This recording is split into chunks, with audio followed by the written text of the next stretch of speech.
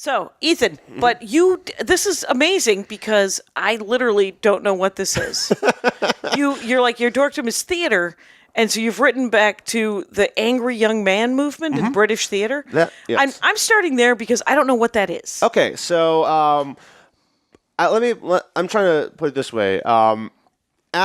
During World War II in England, a lot of theater was sort of about British pride and like about let's maintain that we're England and that we're great, which in World War II made sense. You kind of had to have that thing. Right. Everybody had nationalism. That's where Olivier, to various degrees. That's where Olivier became Olivier, basically, was sort of maintaining that world. And by the late 50s, there, not necessarily in theater, but in the culture of England, that was sort of breaking down. You had the Suez Crisis, which sort of really confirmed that England wasn't an empire anymore.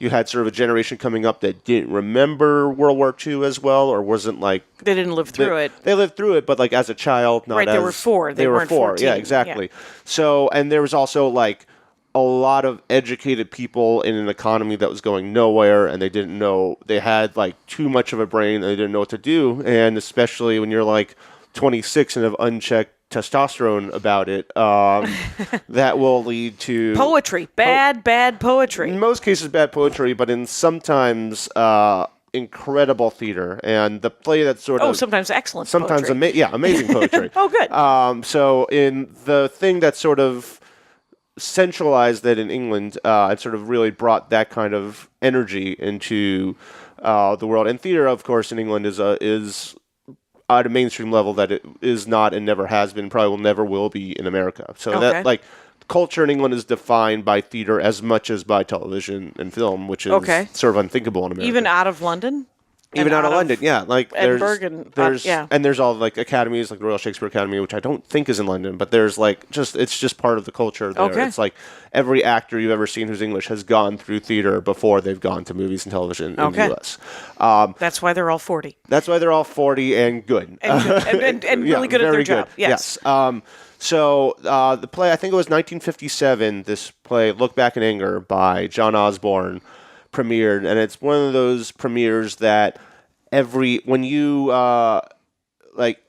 claims they were at that premiere. Oh, really? Like there's not enough seats in the theater for like a quarter of the people who claim they were there. Okay. I think it was described by someone as like a landmine thrown into, or a grenade thrown into the British theater world, because it was not really. It was sort of like there had been previous examples, sort of like gritty. I mean, like not gritty, but like real, like Arthur Miller in America was sort of a force for that. There wasn't really anything like that in British theater, and the whole play centered around it was all in an apartment. It was a kitchen sink drama, and sort of that.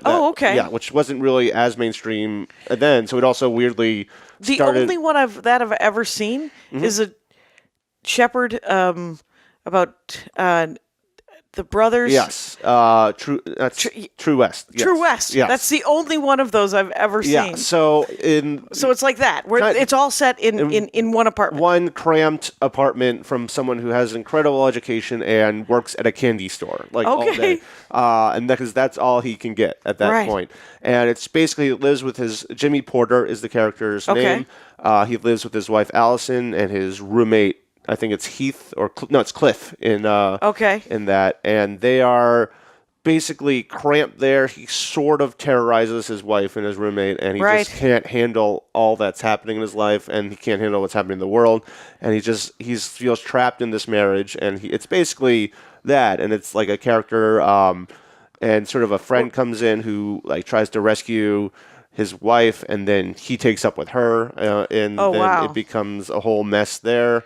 And there's 4 people in that apartment. There's 4 people, and then her dad comes in and delivers there's 5 characters in the play total, and they all are in that apartment. They all give you you can't handle how they feel.